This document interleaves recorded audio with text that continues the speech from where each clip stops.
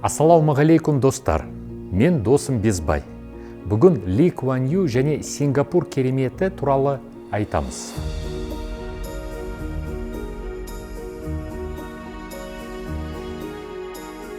Жиырмасыншы ғасырдағы ең батыл басқару тәжірибесін Ли Куан Ю жасады. Ол Сингапур елін 1965 жылдан бастап басқарды. Сол кезде кішкентай мемлекет өте кедей еді. Мұнайы жоқ, табиғи ресурстары жоқ, экономикасы әлсіз, халықтың білім деңгейі төмен болды. Көпшілік елдің болашағына сенбеді. Алайда бірнеше онжылдықта бәрі өзгерді. Сингапур әлемдегі ең дамыған мемлекеттердің біріне айналып, адам басына шаққандағы табыс шамамен $90,000 жетті. Бұл көрсеткіш Норвегиямен теңесті. Мұның бәрі Ли Куанның дұрыс жүйе құруына, тиімді басқаруына және адами капиталға сүйенген саясатының арқасы. Ол ешқашан ресурс жоқ, халық дайын емес деген сылтау іздеген жоқ. Керісінше, артта қалудың себебі тиімді басқармауда екенін түсініп, елдің жолын түбегейлі өзгертті. Бұл оқиға бір нәрсені дәлелдейді. Елдің кедей болуы тағдыр емес. Көп жағдайда бұл басқару шешімдеріне байланысты. Дұрыс жүйе мен стратегия болса, елдің тағдырын өзгертуге болады. Бүгін біз бір адамның өмірін емес, тұтас бір елдің қалай өзгергені туралы сөйлесеміз. Шығарылымға қолдау көрсеткен APG адами капиталды дамыту қоры. Қордың миссиясы Қазақстандағы іргелі маңызды жобаларды дамыту және оларға инвестиция салу, білім беру, денсаулық сақтау және мәдениет салаларындағы бастамаларды қолдай отырып, қор өзге ұйымдар қолға ала бермейтін жобаларға басымдық береді. 1965 жылы Сингапур кішкентай арал еді. Қауіпсіздік пен су мәселесі өзекті. Ал елдің болашағы бұлыңғыр еді.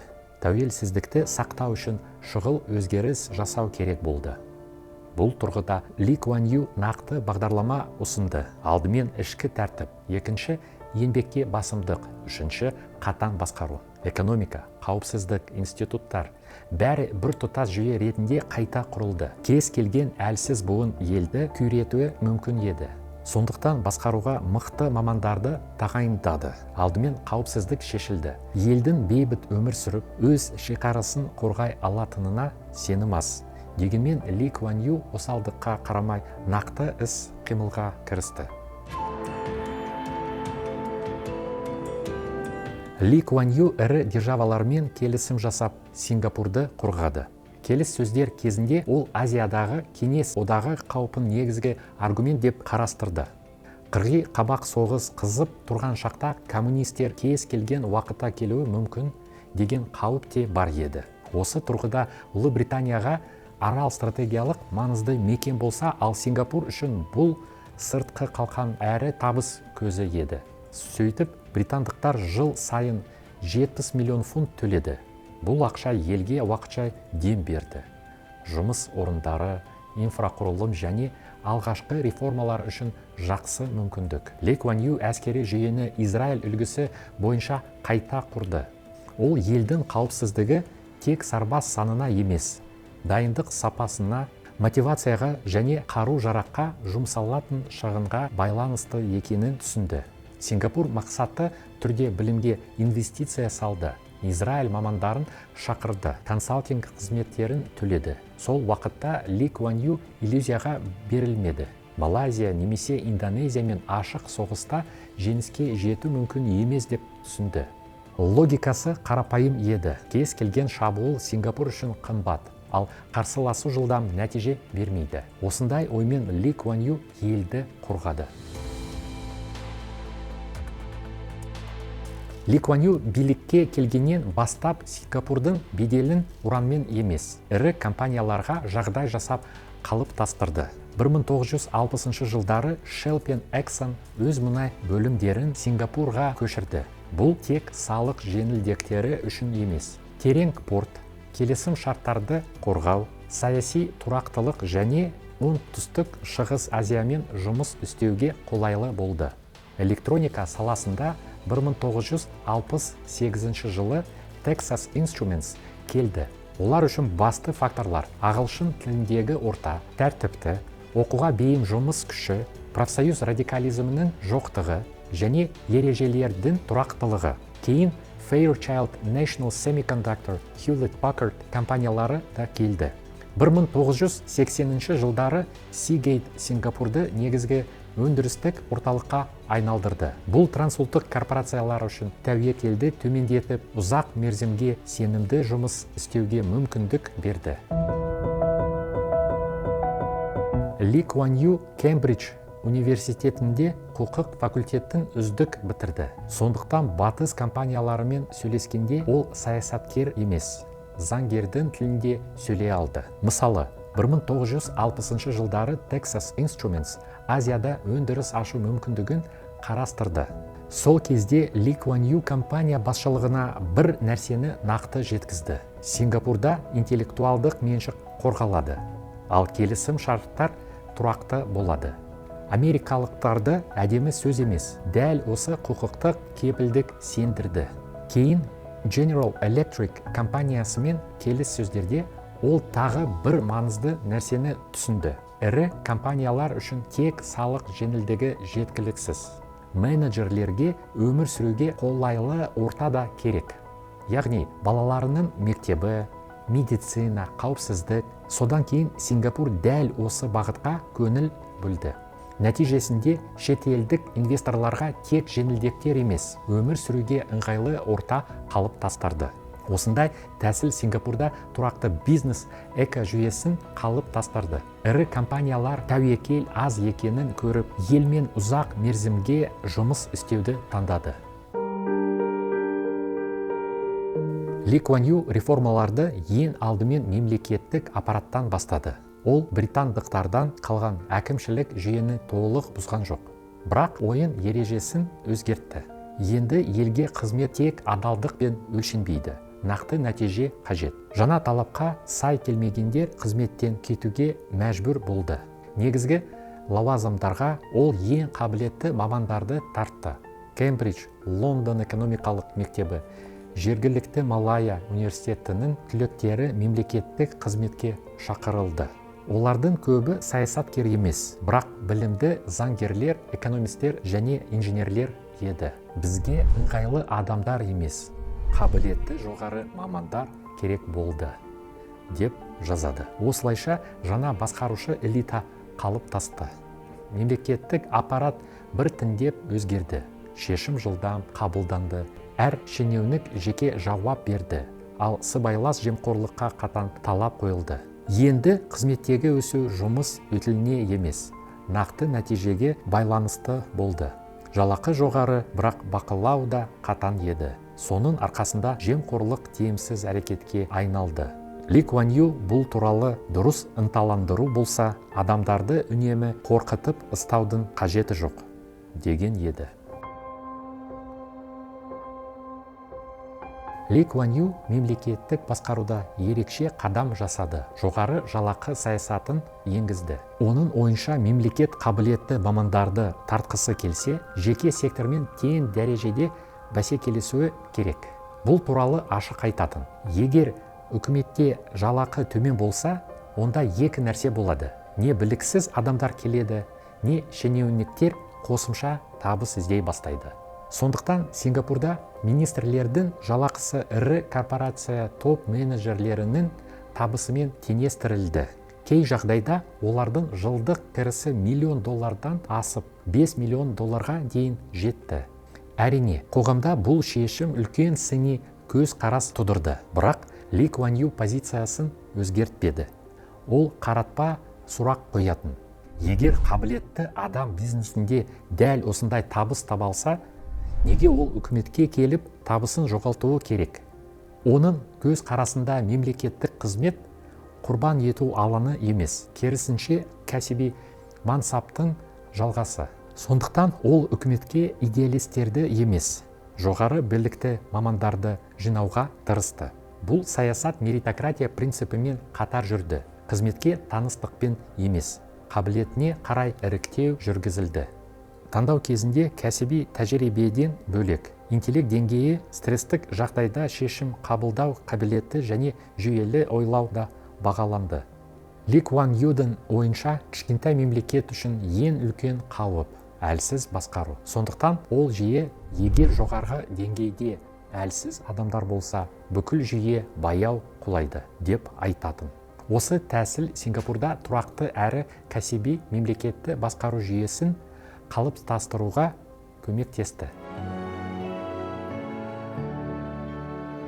Ли Куан Ю бұл саясатты сөз бостандығын шектеу деп емес, қоғамдағы ақпараттық хаостың алдын алу деп түсіндірді. Оның пікірінше тұрақсыз ақпараттық орта жас мемлекет үшін экономикалық қателіктерден де қауіпті болуы мүмкін.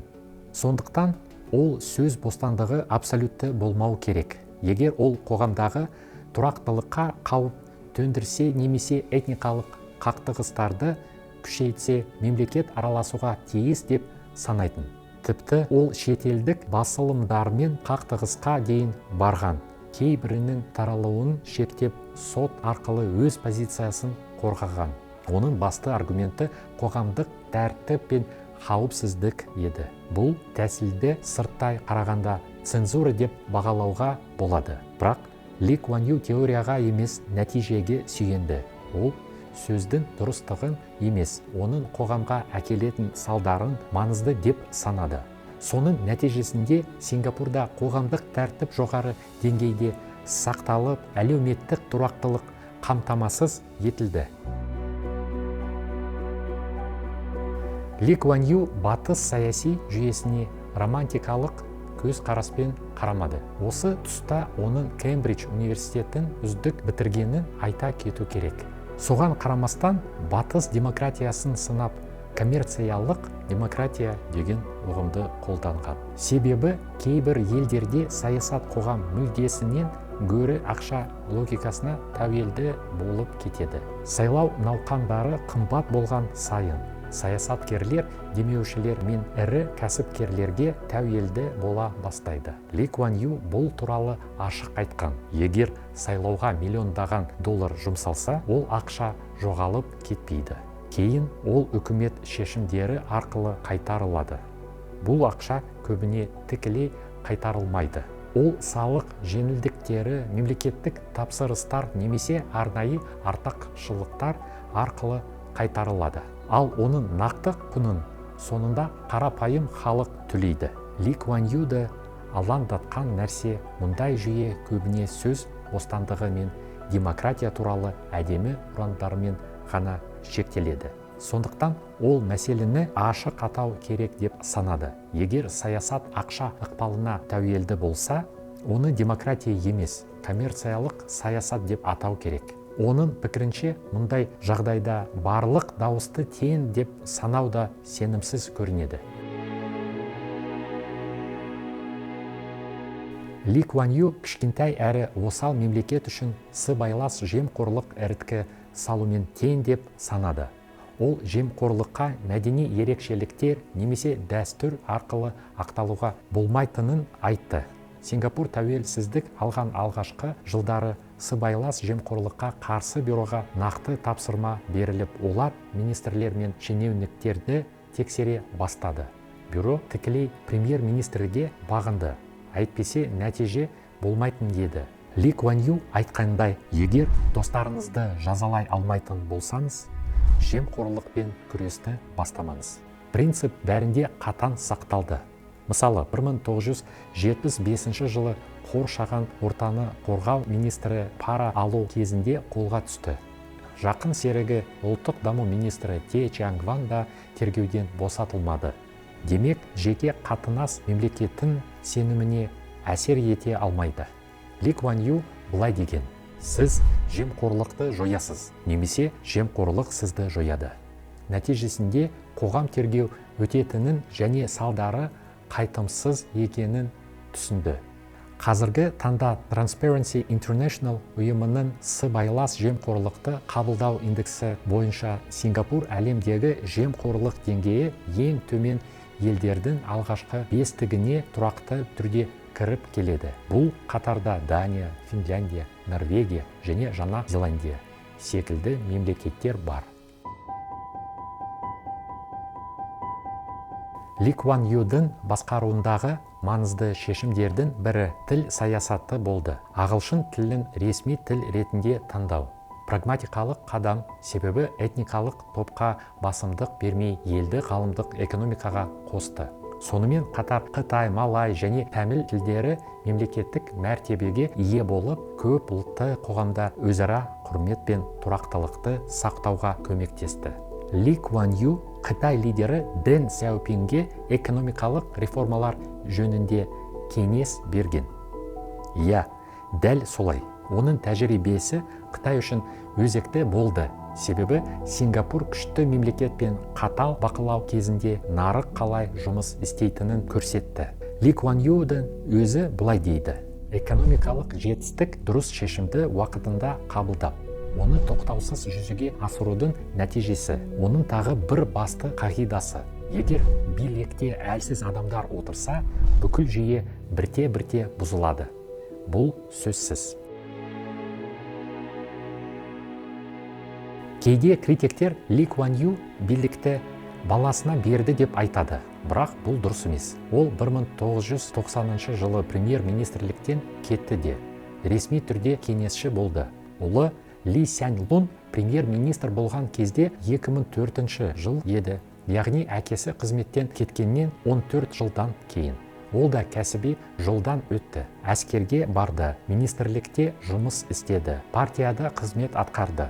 Ол да парламент арқылы тағайындалды және 2024 жылы қызметтен кетті. Оның басқару кезінде ел үздіксіз дамыды. Жалпы ішкі өнім адам басына шаққанда 30 мыңнан 90 мың долларға дейін өсті. Экономика өндірістен қаржы мен технология секторына ауысып, Сингапурды әлемдегі инновациялық көшбасшылардың бірі етті. Ли Куан Ю 2015 жылы өмірден озды. Бүгінгі Сингапур гүлденген, бақуатты мемлекет. Бұл оның реформаларының нақты дәлелі. Басқа саясаткерлерде энергия мен шешім шығару бар. Бірақ Ли Куан Юды ерекше еткен оның моральдық қасиеті. Ол билікті атақ немесе қалтаны толтыру деп көрмеді.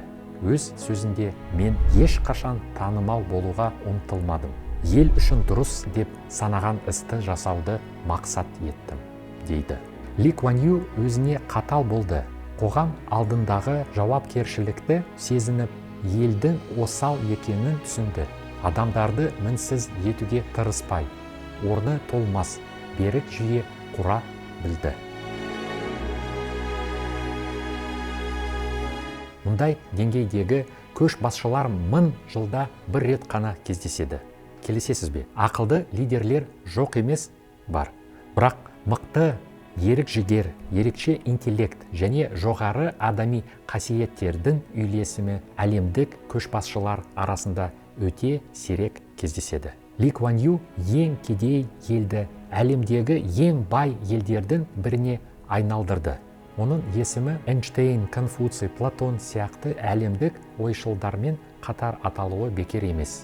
Оның басты қасиеті басқарудың негізгі қағидаларын енгізу, ең тиімді шешімдерді табу және ең білікті мамандарды тарту. Сөз соңына таман тағы бір сирек кездесетін факт. 1990 жылдары Қазақстанның алғашқы президенті Назарбаев та реформалар кезінде Ли Куан Юдан кеңес алған. Алайда кейін олардың қарым қатынасы іс жүзінде тоқтады. Осыған қатысты видеоны көрген едім. Сонда Ли Куан Ю 2000 жылдардың басынан бері Назарбаев оған хабарласпағанын айтады. Сіз қалай ойлайсыз? Неге бұл диалог тоқтады? Ли Куан Ю бүгін қандай кеңес беретін еді? Пікіріңізді комментарияға жазыңыз. Келесі тұлға кім болмақ? Кездескенше, достар.